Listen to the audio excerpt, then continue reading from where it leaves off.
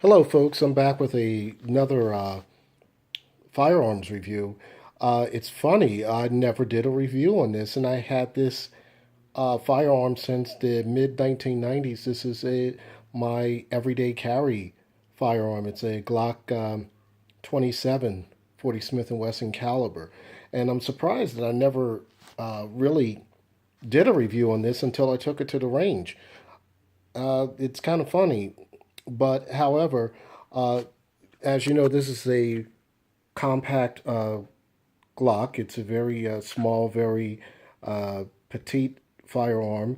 It's a double stack. It has 9 plus 1 in the chamber. I don't know if you can see that. It's 9 plus 1 in the chamber. And like I said, this is my everyday carry firearm. I usually carry the Glock 30, usually in the winter months, because of its little bit of girth there. And I like carrying this because it's a little more comfortable for me because I do appendix carry. I usually I'm riding my motorcycle or whatnot. Uh, this gun has been safety checked. There's nothing in.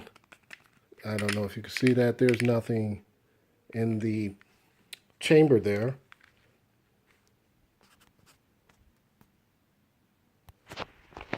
Okay, I can show you there's nothing in the chamber there. Usually I don't do that, showing you there's nothing in the chamber because basically, really, who's going to actually fire a firearm and show it on YouTube because they made a mistake? But in any event, there's nothing in the chamber here. And this is, it's showing you for the first time, I'm able to show you that there is nothing in the chamber in this firearm. Like I said, I had this firearm for quite some time, and it's a good firearm for concealed carry.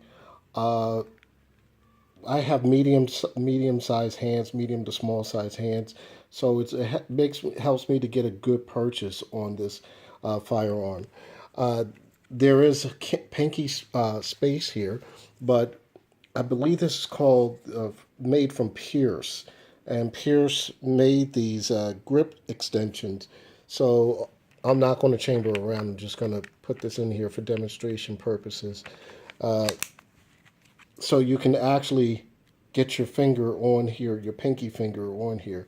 I believe Pierce makes a variety of ones uh, outside of this one since they've made these in the 90s. Uh, I do like this firearm. It really shoots very well. Uh, it's like I said, it's for personal protection. It's not like a range gun. I don't take it to the range, but so often just to make sure everything is functioning. And I just want you to see the interior, how this is like all standard clocks, but I'll just show you what's inside it in a. As typical with all Glocks, you can break this down easily. Uh, for the sake of time and because I don't have a camera, I'm doing this one-handed. As you see, this is the inside of the Glock, which is pretty standard, blah, blah, blah. And what I like about this is when they came out with the dual coil spring, I believe that helps in maintaining the recoil as the slide is coming back uh, on this firearm. And the typical usual block barrel. Right now it's dirty. As you can see, the ramp is very dirty at this point because I just finished firing it. But this is roughly about a 3-inch barrel. Very small, very compact, and easy for me to carry. Now that it's back together, as you see, I do like the way it is and that grips well in my hand. It's your usual Glock sights. Usually with these particular sights, people get rid of these sights right away. I'm planning to replace these sights because I did drop this gun several times. Or as you see, there's a nick in the sight. I don't know if you can see that well, but there is a nick in the sight right here. Right there, there's a nick in there. And you know, they're just plastic sights. You can see the other nick where I dropped it before. So what I'm going to do is I'm just going to replace the sights and maybe have this ramped up a little bit to just maybe some good uh, triticon sites or something. Uh, because I do go out at night a lot, so this is what I'm usually with. One other thing about this is that it shoots very well. A lot of people say the 40 Smith and Wesson round is a snappy round. I don't notice it too much with uh, the 27, and that's because I think it's the way the gun is constructed, as you see with the dual spring and the way the slide is made. And of course, there are a lot of other companies that have caught up to Glock, such as Springfield Armory or uh, the M&Ps by Smith and Wesson. They have caught up with Glock, but for the time when I got this firearm, it was all the rage back when in the mid 1990s. So this was it back at that time. Let me just show you just the target I did. This is just me. Just I'm doing a combination of things, of either uh, just trying to precision shoot right here, and then rapid firing. My rapid fires came a little bit there. That's regular error. It's not the gun saying that, oh, the gun is inaccurate. It's just me taking the firearm, shooting rapidly, and doing this. And that's what happens when you do that. When you're pulling the trigger, you're accidentally pulling to the left, and then or low to the left and down. So that's something I was working on. Majority of times I don't usually rapid fire my firearms, but I wanted to do a rapid fire. I usually do like a 3-shot string, 1, 2, 3, take a break, 1, 2, 3 again. But this is just plain outright rapid fire where these came in. This was trying to target, and I guess this is part of the rapid fire as well. Uh, like I said, as you see, this hit very well for its distance. The distance was 7 yards. So I wasn't trying to play William Tell and just try to get an accurate shot, or Robin Hood or somebody. I just basically wanted to see where it was going to place within the the center mass area. So this is the best idea, taking slow shots and then your rapid fire. There's the ammo I was using. This was an older ammo that I had for a while. This is the Fiachi ammunition. I believe this is made basically overseas. I want to say it's made in Italy. Don't quote me on that, but this is the Fiachi 40 Smith and Wesson ammunition, 170 grains, and this is a full metal jacketed truncated cone. And to let you see right here, these are the truncated cones. Now, usually Glocks feed very well with any type of ammo, but I did have three incidences, and I don't know.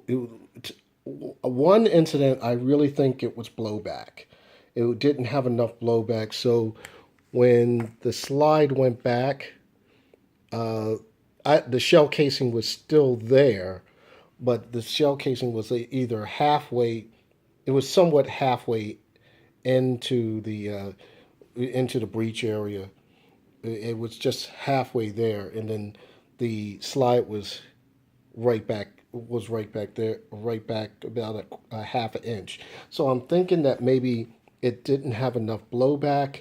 The other miss incidences, I would say that the shell casing was somewhat, again, instead of it being totally in the area here, the shell casing was kind of sticking up inside like this. Mind you, the magazine did not feed anything. The third incident that I'm thinking of is that there was the actual round that was sticking in the back. Now, let me see if I can demonstrate this. If it was sticking in the back like that, so the round just was in the chamber basically right there. So, like I said, this is older ammunition, or not sure if this had enough blowback. A lot of problems come with firearms when you buy cheaper ammo. The powder's not strong enough to send that slide back, and so it can chamber around or slide back to come back where the extractor fully sends that shell casing out so it can lock up properly. From my recollection, when I fired this before, remember firing, let's say, Winchester or Federal. There were no problems with this particular ammo. I did have a problem with, and I think it could be because it was a truncated cone, maybe because it didn't feed right, or whatever the case may be. But in the meantime, it did produce, outside of those three incidences, it produced this type of target, and I think it did pretty well. And that's just practice ammo. Other than that, I've fired the Hydra shocks out of this one. I've fired in the past the Spear Gold Dots. I've even fired, I believe it was a Remington hollow pointed round out of here. And I've never had any problems with any of those particular brands. But like I said, with this one, I did. Uh, well, at this point, there's nothing left to say about this firearm, but it's a good firearm. Everybody knows it. And like I said, this is back in the mid 1990s. This was it. This was the gun that everybody wanted for concealed carry as a polymer gun. But again, like I said, those other companies, Springfield Armory and Smith and Wesson M&Ps, and other companies have caught up with them. But for the time period, I guess you could say this was the granddaddy of them all. I have nothing more to say on this, Rich, because you've seen these Glocks before time and time again, so I'm just going to end it. So happy shooting, folks.